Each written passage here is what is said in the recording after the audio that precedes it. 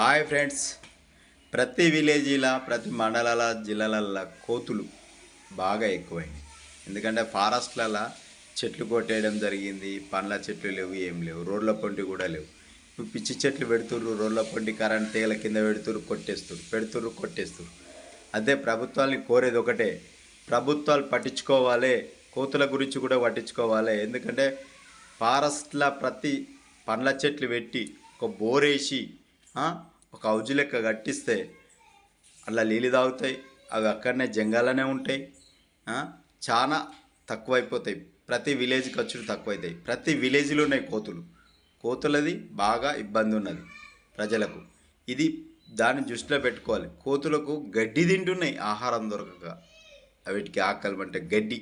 చూడండి, చూపిస్తా. నచ్చితే షేర్ చేయండి, లైక్ చేయండి, సబ్స్క్రైబ్ చేసుకోండి.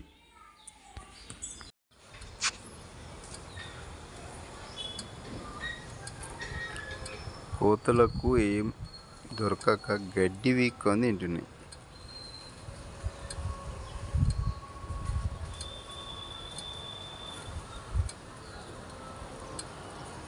గరక వీక్కొని తింటున్నాయి. చూడండి, వీటికి ఏం ఆహారం దొరకలేదు. చెట్ల మీద ఏం లేవు. పోతుంది.